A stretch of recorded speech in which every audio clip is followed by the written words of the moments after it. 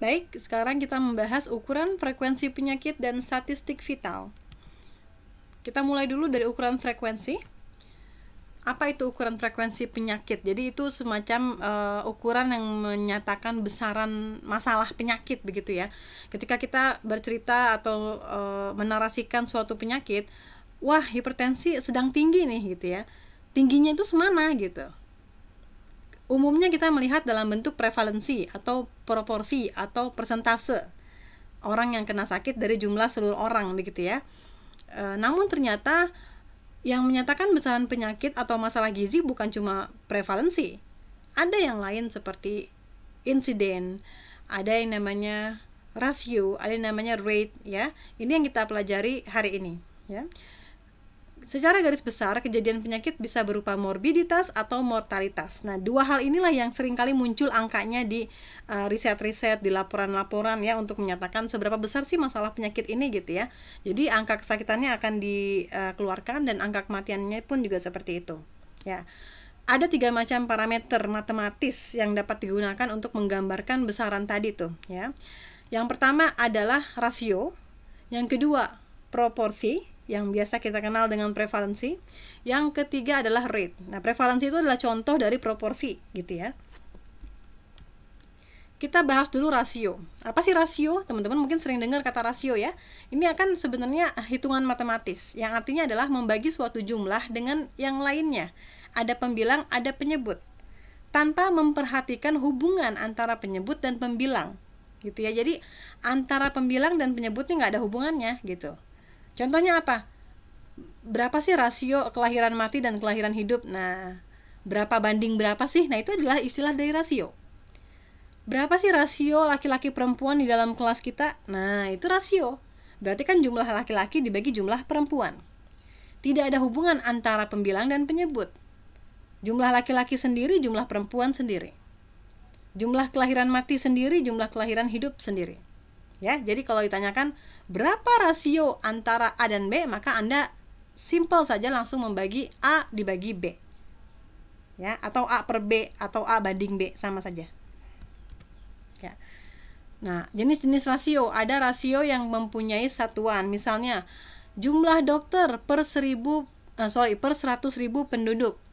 Nah, jadi ada satuannya gitu ya, per 100.000 penduduk contohnya. Jumlah kematian bayi selama setahun per 1.000 kelahiran hidup. Nah, jadi ada embel-embelnya di belakangnya ya, ada satuannya. Jadi berapa jumlah kematian bayi selama setahun di suatu daerah per 1.000 kelahiran hidup. Ya. Jadi ada yang punya satuan, ada yang tidak punya satuan. Ya, kenapa? Karena pembilang dan penyebutnya mempunyai satuan yang sama. Contohnya, rasio antara satu proporsi dengan proporsi yang lain, atau rasio antara satu rate dengan rate yang lain ya. Nanti kita akan bicarakan mengenai relative risk dan odds ratio.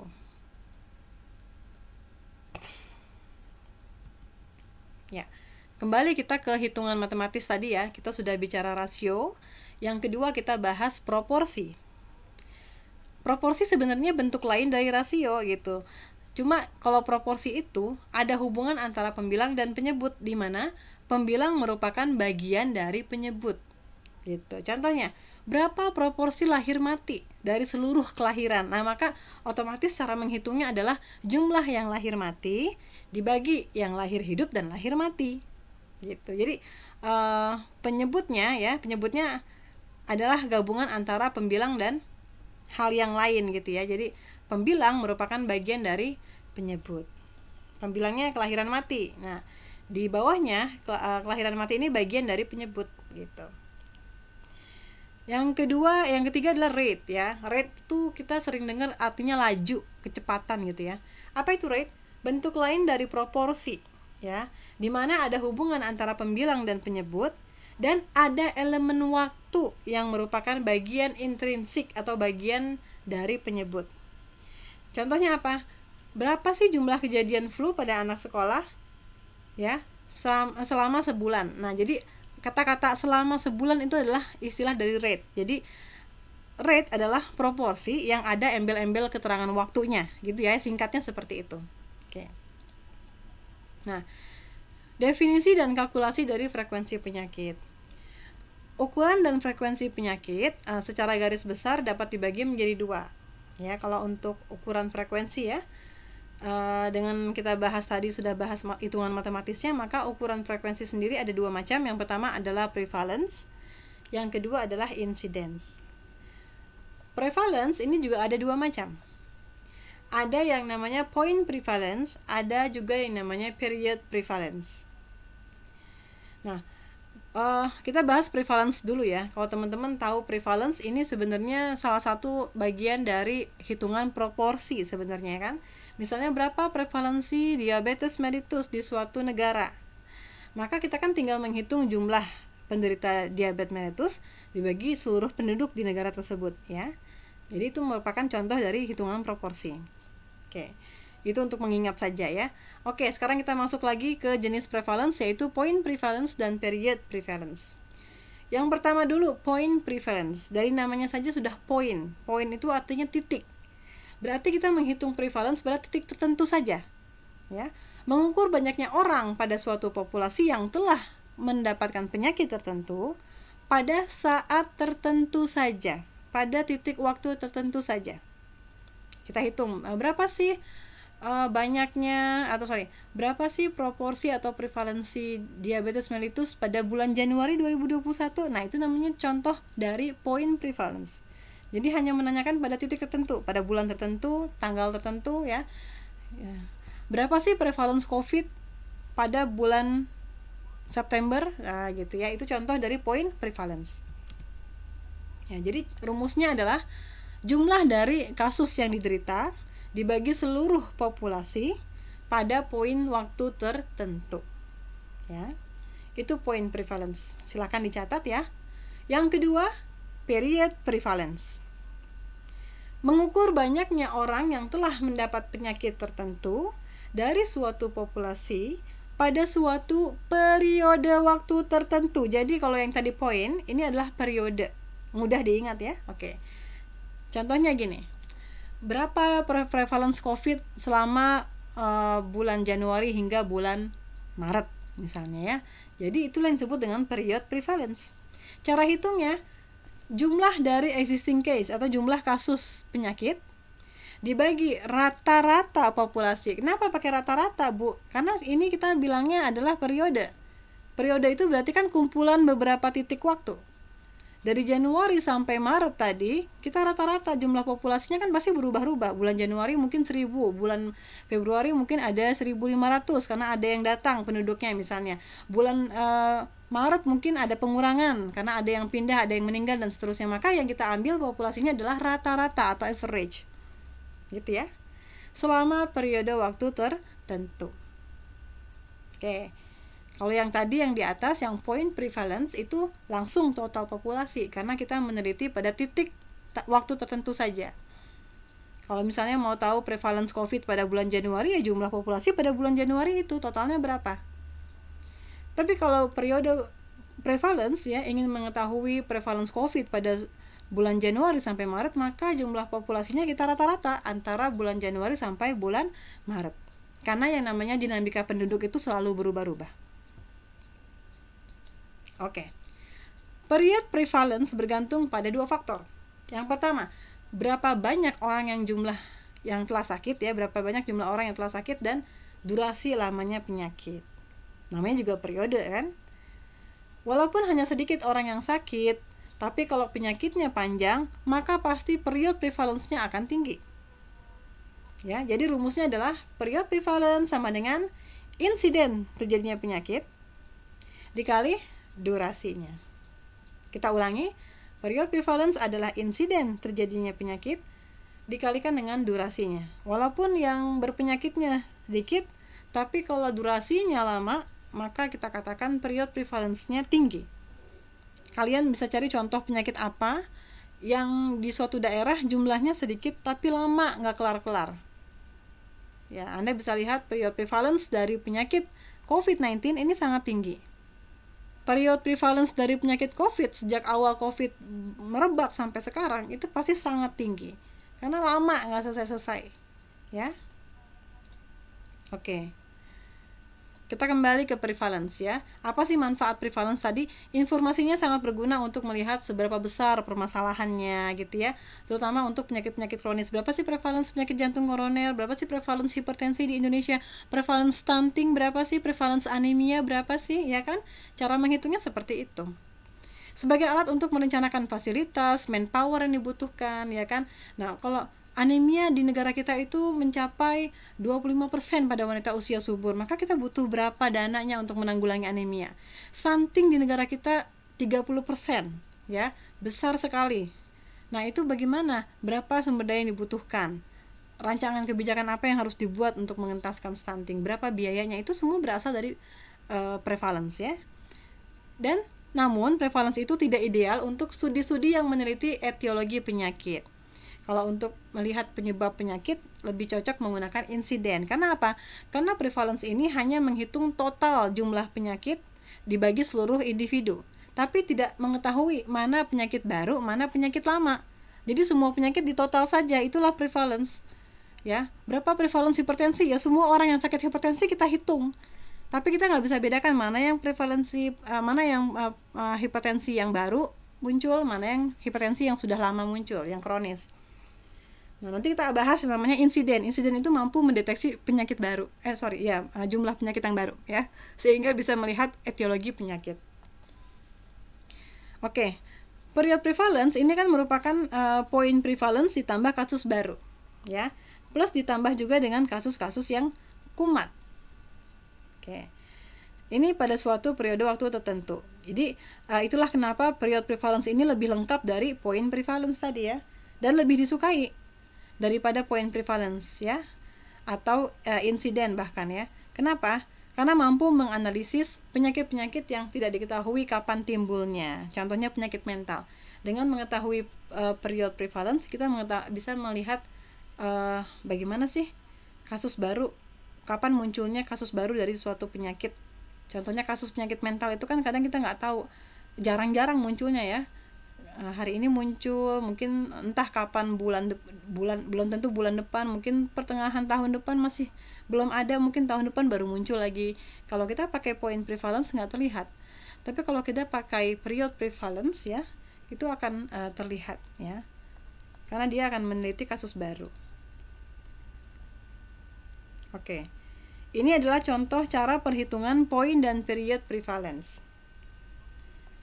Anda lihat diagram ini menunjukkan jumlah pasien hepatitis di suatu puskesmas pada selama tahun 2017 ya, mulai dari 1 Januari 2017 sampai 31 Desember 2017. Jadi cut off tanda waktunya dimulai dari 1 Januari sampai 31 Desember 2017 ya. Kita saksikan di sini ada tanda panah begitu ya. Panah-panah ini menunjukkan durasi sakit dari orang tersebut ya. Misalnya orang pertama ini berarti hepatitisnya dimulai dari sebelum Januari 2017 sampai mendekati pertengahan tahun 2017. Orang kedua dia sakit hepatitisnya mulai dari pertengahan tahun sampai melewati Desember 2017. Dan seterusnya orang ketiga, orang keempat, orang kelima dan sampai orang ke-10.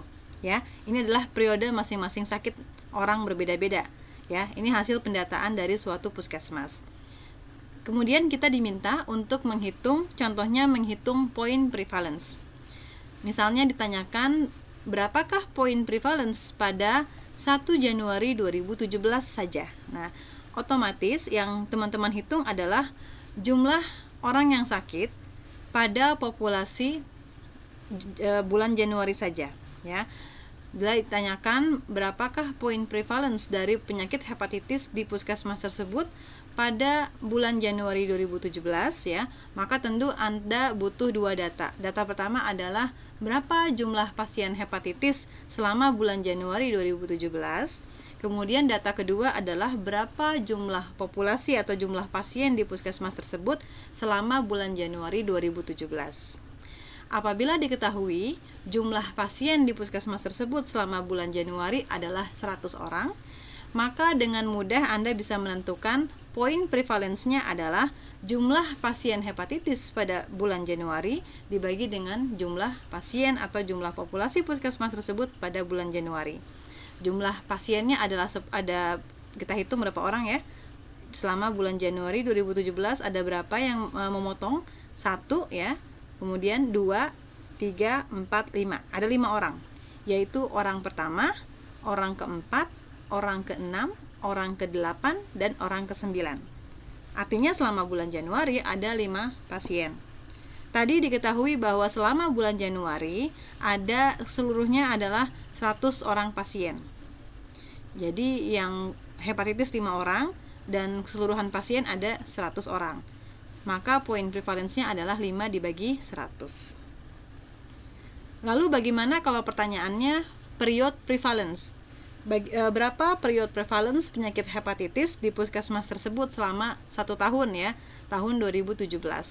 Maka tentu rumusnya adalah menghitung dulu berapa jumlah pasien hepatitis selama 1 tahun tersebut dan dibagi dengan jumlah rata-rata pasien, jumlah rata-rata seluruh pasien di puskesmas tersebut.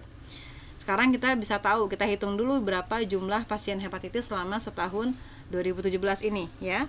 1, 2, 3, 4, 5, 6, 7, 8, 9, 10 ya. Tentu ada 10 pasien hepatitis selama 1 tahun. Kemudian bila diketahui selama setahun ini rata-rata jumlah pasien adalah 1000 orang, maka dengan mudah kita tentukan period prevalensinya adalah 10 dibagi 1000. 10 adalah jumlah pasien hepatitis, 1000 adalah rata-rata jumlah pasien di puskesmas tersebut selama 1 tahun. Ya, jadi kita membagi pasien yang berpenyakit hepatitis saja dengan seluruh pasien yang ada di puskesmas tersebut. Mungkin di puskesmas tersebut ada yang sakit selain hepatitis ya, ada yang flu, ada yang campak, ada yang jantung, diabetes ya. Jadi karena populasinya adalah populasi pasien puskesmas, maka otomatis kita menghitung seluruh pasien yang berobat di puskesmas tersebut sebagai penyebutnya, sebagai populasinya. Pembilangnya adalah hanya orang-orang yang sakit hepatitis. Ya, ini jawabannya ya. Skema di atas tadi menunjukkan kejadian penyakit hepatitis B pada periode 1 Januari sampai 31 Desember 2017 di suatu puskesmas ya. Pada 1 Januari jumlah pasien 100, selama periode 1 tahun rata-rata jumlah pasien 1000. Tanggal 1 Januari saja 5 orang pasien memiliki kasus ya, 1, 4, 6, 8, 9. Menunjukkan adanya kelainan hepatitis B. Artinya, poin prevalence hepatitis B pada populasi klinik tersebut pada tanggal 1 Januari saja adalah 5/100, yaitu 0,05. Atau dengan kata lain, 50 kasus per 1000 pasien. Jadi satuannya ini teman-teman, Anda bisa pakai satuan desimal atau pakai satuan bulat. Kalau pakai satuan desimal, 5 dibagi 100 itu kan 0,05. Kalau kita pakai jumlah satuan bulat ya, 50 kasus per 1000 pasien, bisa juga. Artinya pembilang dan penyebut kita kalikan dengan 1000. Kalau nanti misalnya soalnya itu diminta per 1000 pasien, berarti berapa? Anda tinggal kalikan 1000, ya kan? 0,05 dikali 1000 adalah 50 kasus. Ya. Bagaimana period prevalence? Kalau selama periode 1 tahun, antara 1 Januari sampai 31 Desember 2017 terdapat 10 kasus hepatitis B. Maka period prevalence hepatitis B pada puskesmas tersebut adalah 10 dibagi 1000 kasus. Contoh lain jumlah kasus COVID-19 di DKI Jakarta. Ini contoh yang kita ambil dari realita ya. Data DKI Jakarta dari tanggal 10 Maret sampai 10 November 2020 lalu ya. Diketahui jumlah penduduk DKI Jakarta pada tanggal 10 Maret adalah 10,57 juta orang. Dan rata-rata jumlah penduduk DKI selama 10 Maret sampai 10 November adalah 10 juta orang. Maka berapa poin prevalence pada 10 Maret 2020 saja? Ya, angkanya berarti ini ya. Silakan Anda hitung, Anda bisa pause dulu video ini. Anda hitung, tolong dibagi jumlah pasien COVID pada tanggal tersebut dibagi dengan jumlah populasi DKI Jakarta pada tanggal yang sama. Lanjut ke pertanyaan kedua, berapakah period prevalence sejak 10 Maret sampai 10 November 2020. Berarti kan kita harus mencari jumlah seluruh COVID-19 ini dari seluruh bulan ya. Berapa jumlahnya dibagi dengan rata-rata jumlah penduduk selama periode tersebut, yaitu 10 juta orang ini ya. Silakan dicari, bisa Anda pause dulu videonya.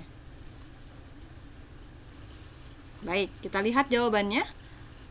Yang pertama, point prevalence pada 10 Maret 2020. Ingat rumusnya, jumlah kasus dibagi total populasi pada waktu tersebut. Kalau ditanya point prevalence. Nah, maka jawabannya adalah point prevalence sama dengan 185. 185 adalah jumlah kasus pada tanggal 10 Maret saja, dibagi dengan 10,57 juta jumlah penduduk DKI pada 10 Maret. Nah, ya. Hasilnya adalah 0,000175. Ya. Yang kedua adalah bagaimana menghitung period prevalence sejak 10 Maret sampai 10 November 2020. Ingat rumusnya untuk period prevalence adalah jumlah kasus pada periode tersebut dibagi rata-rata populasi pada periode tersebut. Maka kita jumlahkan dulu jumlah kasusnya dari bulan-bulan yang ada. Nah ya, 185 tambah 493 tambah 534 seterusnya sampai bulan November. Ya, yaitu 29.266 kasus dibagi rata-rata populasi Jakarta dari periode tersebut, yaitu 10 juta orang. Hasilnya 0,0029. Baik, kita sudah menghitung prevalence, baik itu point prevalence maupun period prevalence. Sekarang kita menghitung insiden. Apa beda insiden dengan prevalence? Saya pernah singgung sebelumnya bahwa prevalence itu tidak bisa membedakan kasus baru. Kita menghitung seluruh kasus, baik yang kasus baru maupun kasus lama, digabung saja tuh jumlah kasusnya kan. Sedangkan untuk incidence, kita hanya menghitung kasus baru saja. Didefinisikan bahwa insiden merupakan suatu penyakit merupakan banyaknya kasus baru yang terjadi pada suatu populasi yang berisiko, ya. Jadi ada garis bawahi ya. Pada populasi yang berisiko terhadap penyakit tersebut selama periode waktu tertentu. Itu bedanya dengan prevalence. Insiden itu hanya kasus baru saja. Insiden ini diukur dengan dua cara, yaitu dengan mengukur cumulative incidence atau CI atau dengan mengukur incidence density atau ID. Yang pertama, cumulative incidence. Cumulative incidence adalah proporsi dari sekelompok orang yang berisiko dan berkembang menjadi sakit pada periode waktu tertentu. Proporsi berarti satuannya bisa persen ya. Nah, cumulative incidence ini dapat digunakan untuk mengukur resiko. Apa itu risiko? Probabilitas kemungkinan orang yang sehat akan menjadi sakit selama periode waktu tertentu dengan asumsi bahwa semua orang yang sehat dan yang beresiko diamati sampai munculnya penyakit pada periode waktu tertentu yang merupakan fixed population. Jadi fixed population itu adalah populasi yang tidak keluar masuk, populasi yang sudah fix. Nanti kita lihat contohnya di gambar ya. Bagaimana menghitung CI? CI rumusnya adalah jumlah dari new case, jumlah dari kasus baru dibagi populasi yang berisiko saja. Saya ulangi ya, jumlah dari kasus baru dibagi populasi yang berisiko. Jadi orang yang sudah sakit itu tidak dihitung lagi ya, hanya yang berisiko sebagai penyebutnya. Pembilangnya adalah kasus yang baru selama periode waktu tertentu. Ya, ada note di sini, hanya kasus baru saja yang termasuk dalam numerator atau pembilang. Kasus yang sudah terjadi tidak termasuk ke dalam numerator.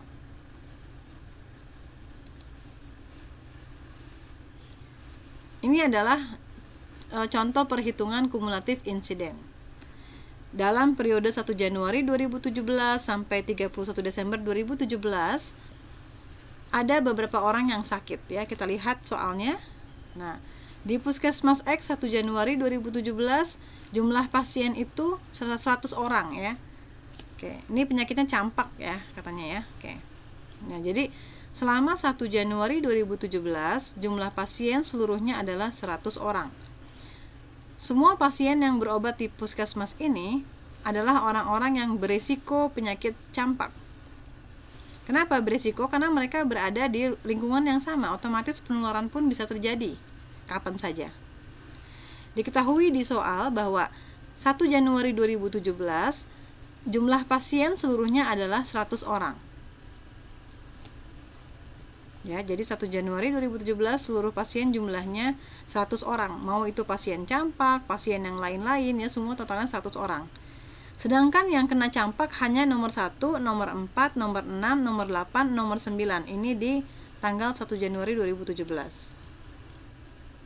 Selama periode 1 Januari sampai, ini salah ketik ya. Selama 1 Januari sampai 31 Desember 2017, terdapat 5 kasus baru campak, yaitu nomor 2, 3, 5, 7, dan 10. Kita lihat di gambar. Nah, yang tanda bintang ini adalah kasus baru. Jadi katanya selama tahun 2017 ini ada 5 kasus baru campak, ya, yaitu nomor 2, nomor 3, nomor 5, nomor 7, nomor 10. Kenapa dia baru? Karena dia baru dimulai di pertengahan tahun. Kalau nomor 1, nomor 4, nomor 6, nomor 8, nomor 9, dia kan sudah campak dari sebelum Januari ya. Tanda panahnya lihat nih, dari sebelum Januari dia sudah sakit. Yang baru adalah pasien nomor 2, 3, 5, 7, dan 10. Dan sebelumnya telah ditemukan 5 kasus campak, yaitu nomor 1, 4, 6, 8, 9. Ya, ini yang tadi kita ucapkan ya. Yang sudah terkena campak adalah pasien 1, 4, 6, 8, 9. Atau dengan kata lain, pasien lama adalah pasien 1, 4, 6, 8, 9. Pasien baru adalah pasien 2, 3, 5, 7, 10. Ya. Pertanyaannya, oke, sehingga dari 100 orang pada Januari, dari 100 orang pasien, hanya 95 orang yang beresiko terhadap penyakit campak. Kenapa? Dikurangi dengan 5. 5 orang kan sudah kena campak, otomatis yang beresiko adalah 95 orang. Bagaimana menghitung CI-nya? CI adalah jumlah kasus baru dibagi jumlah orang yang beresiko. Jadi orang yang sudah sakit tidak dihitung sebagai populasi atau penyebutnya. Kalau tadi waktu menghitung prevalence, kita kan akan menghitung seluruh penyakit ya, seluruh kasus dibagi seluruh populasi. Tapi kalau untuk menghitung kumulatif insiden, kita hanya menghitung kasus baru. Berapa jumlah kasus barunya? 2, 3, 5, 7, 10, yaitu 5. 5 ya. Dibagi jumlah beresiko. Apakah jumlah beresikonya 100, Bu? Tadi kata Ibu 100 orang yang ada di puskesmas pada 1 Januari. Tidak. Kita hanya menghitung orang yang beresiko saja. Kalau 5 orang sudah sakit, yaitu orang nomor 1, 4, 6, 8, 9, maka masih ada 95 orang lainnya yang belum sakit tapi beresiko untuk mengalami penyakit campak. Maka CI-nya adalah 5 dibagi 95. Bukan 5 dibagi 100 ya. Jadi 100 orang pasien di puskesmas itu dikurangi dulu dengan 5 pasien yang sudah terlebih dahulu kena campak. Sisanya adalah 95 orang yang memang beresiko berpenyakit campak. 5 dibagi 95, 0,053. Nah, kumulatif incidence ini kan proporsi ya, maka biasanya satuannya berupa persen. 0,053 atau 5,3% selama periode 1 tahun. Jangan lupa disebut periodenya ya. Kalau CI itu pakai periode. Begitu pula dengan prevalen ya. Prevalen juga pakai periode, tolong disebut periodenya. Contoh lain cara menghitung kumulatif insiden. Kita pakai data kasus COVID-19 di DKI Jakarta kembali ya. Dari 10 Maret sampai 10 November. Diketahui jumlah penduduk DKI Jakarta pada 10 Maret adalah 10,57 juta orang. Di sini ya, 10,57 juta. Sebelum 10 Maret sudah ada 185 kasus nih.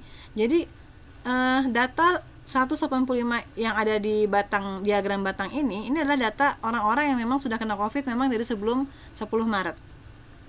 Maka berapa CI COVID-19 sejak 10 Maret sampai 10 November 2020.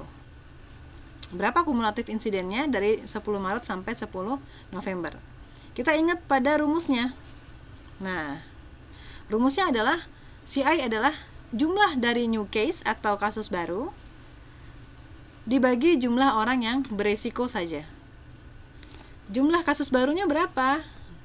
Jumlah kasus barunya ada 8.078. Dapat dari mana? Nah, kita menjumlahkan kasus baru. Di sini yang diagram batang yang menunjukkan kasus baru adalah yang warna biru. Yang warna merah ini adalah total kasus, baik kasus baru maupun kasus lama. Yang warna biru itu jumlah yang kasus baru, yang warna hijau jumlah yang sembuh. Nah, ya. Jadi kalau kita mau menghitung CI, kita hanya menghitung yang kasus baru saja. Di bulan Maret berapa kasus baru? Tidak ada, semuanya kasus lama ya, gitu.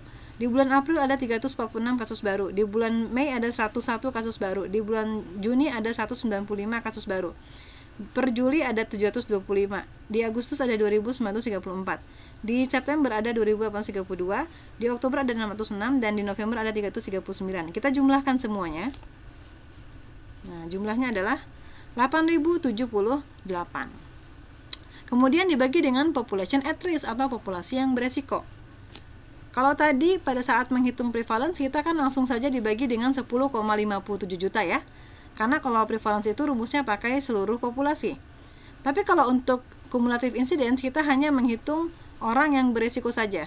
Berarti orang yang sudah kasus lama atau orang yang sudah sakit pada periode tersebut tidak dihitung lagi.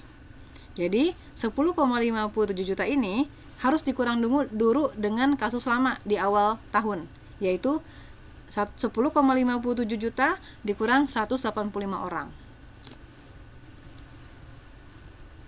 Ya, 10,57 juta dikurang 185, hasilnya adalah 0,00076 selama 10 Maret sampai 10 November 2020. Kalau dipersenkan memang sangat sedikit ya, hanya 0,076% kasus CI dari kasus COVID-19. Kalau kita baca memang ini kita lihat peningkatannya masih sedikit berarti ya. Kalau artinya apa? Incidence rate atau jumlah kasus baru COVID-19 selama tahun 2020 itu cukup rendah sebenarnya ya. Kita nggak tahu nih data yang tahun 2021 ya. Kemarin yang lonjakan yang tertinggi itu kan tahun 2021 ya. Ini contohnya tahun 2020 kita lihat kumulatif insidennya juga cukup kecil karena memang jumlah kasus barunya tidak setinggi yang tahun 2021. Baik, tadi adalah cumulative incidence. Sekarang kita masuk perhitungan incidence density. Nama lain dari incidence density adalah incidence rate atau hazard rate. Untuk menghitung incidence, di mana kasus baru muncul diamati dari suatu populasi berisiko, jadi sama ya dengan cumulative incidence, untuk melihat atau mengamati kasus baru pada orang-orang yang berisiko. Namun bedanya adalah incidence density ini periode pengamatannya itu berbeda-beda antar orang. Jadi ada yang diamati 2 tahun, ada yang diamati 3 tahun, ada yang diamati 4 tahun, beda-beda. Kalau COVID-19 ini kan waktu pengamatannya fix ya. Semua satu rombongan setahun misalnya ya. Kita hitung berapa kasus barunya dalam setahun gitu ya. Tapi kalau incidence density ini dipakai untuk penyakit-penyakit yang jarang terjadi, jarang muncul. Seperti penyakit kanker yang jarang, misalnya kanker kolon atau kanker apa ya yang jarang terjadi ya, kanker getah bening mungkin ya, gitu. Jadi nggak ada setahun sekali munculnya. Mungkin dalam 3 tahun baru muncul 1, dalam 4 tahun baru muncul 2 ya. Yang seperti itu kan mungkin agak sulit kalau kita melihatnya dengan cumulative incidence. Sehingga kita menghitungnya dengan incidence density. Nah, bagaimana cara menghitungnya? Kalau kita punya populasi yang unfixed seperti itu, ya populasinya beda-beda waktu pengamatannya. Rumusnya adalah jumlah dari kasus baru dibagi person time at risk. Jadi jumlah orang beresiko, orangnya adalah orang waktu atau person time. Nanti kita lihat di contohnya ya, selama periode waktu tertentu. Nah, ini adalah gambaran dari perhitungan incidence density. Contohnya pada penyakit yang jarang terjadi seperti penyakit mental atau penyakit kanker yang jarang lah ya, jarang terjadi ya, yang nggak mungkin setahun sekali gitu ya. Kalau COVID-19 bisa pakai CI, tapi kalau penyakit yang seperti itu yang jarang-jarang tidak bisa, kita pakai ID ya. Contoh, untuk penyakit yang jarang, penyakit kanker getah bening, selama 8 tahun lamanya penelitian, ini jarang-jarang ada orang sakit kanker getah bening. Ada 5 orang diamati. Ini orang yang berisiko ya. Di diagram ini ada 5 orang yang diamati. X artinya sakit ya, muncul sakit, muncul kasus. O artinya meninggal. Kalau belum ada tanda apa-apa berarti dia masih belum muncul penyakit. Orang A diamati sejak cut off ya, sejak cut off awal pengamatan. Setelah 3 tahun baru muncul sakit kanker getah bening. Orang B diamati bertahun-tahun, setelah 4 tahun baru muncul kanker. Orang C diamati ya, setelah 3 tahun tidak sakit kanker tapi meninggal. Meninggalnya mungkin karena penyebab lain ya, bukan karena kanker getah bening itu. Orang D diamati dari pertengahan tahun gitu sampai 4 tahun kemudian juga meninggal. Meninggalnya bukan karena kanker getah bening tapi karena penyebab lain. Orang E diamati mulai menjelang akhir tahun, dari akhir pengamatan sampai 2 tahun kita cut penelitiannya, tidak sakit dan juga tidak meninggal. Sehingga garisnya ini masih berlanjut ya, masih hidup artinya. Lalu bagaimana dari 8 tahun penelitian ini kita menghitung kumulatif incidence density dari penyakit kanker getah bening tersebut. Nah, kita lihat di sini. Jumlah orang waktu pengamatan berapa ya? Kita hitung saja masing-masing orang itu berapa lama tahun pengamatannya sampai muncul cut off-nya, sampai muncul apakah dia meninggal atau dia kasus baru atau terhenti cut off penelitiannya. Orang A lama tahun pengamatannya 3 tahun sampai dia muncul sakit. Orang B lama waktu pengamatannya 4 tahun sampai muncul sakit. Orang C lama waktu pengamatannya 3 tahun sampai dia meninggal. Orang D lama waktu pengamatannya 4 tahun sampai dia meninggal. Orang E lama waktu pengamatannya 2 tahun sampai batas waktu penelitian. Maka otomatis berapa jumlah orang tahun kalau ditotal dari 5 orang ini?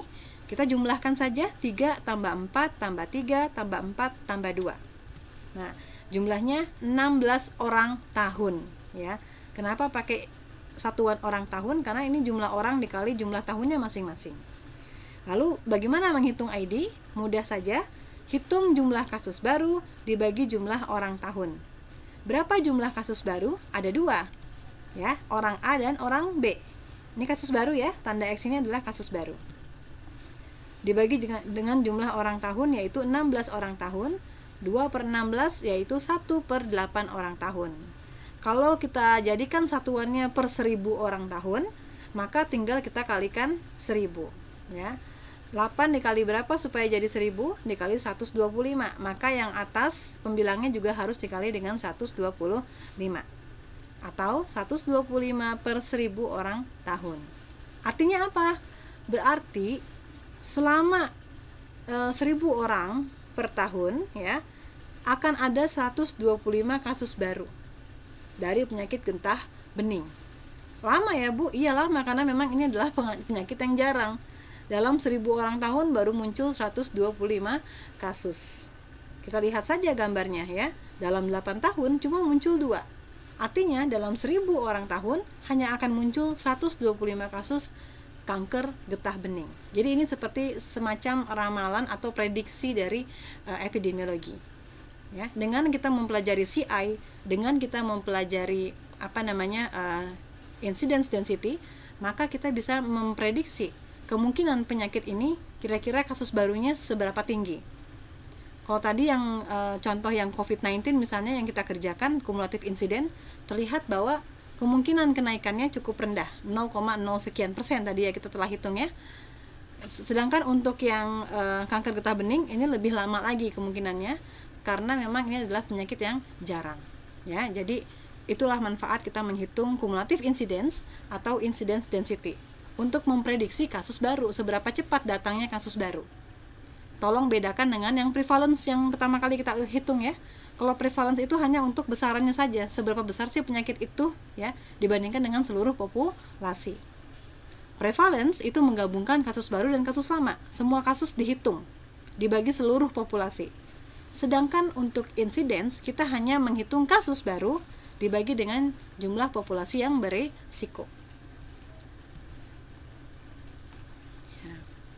Di sini ada teori tentang ID tadi ya, bahwasanya kelemahan menggunakan person time atau orang waktu sebagai denominator untuk perhitungan ID adalah mengumpulkan waktu pengamatan yang berbeda-beda menjadi satu. Jadi seperti bias 1000 orang itu seolah-olah 1000 tahun ya, padahal 1000 itu maksudnya adalah jumlah kumpulan orang dikalikan tahunnya masing-masing gitu.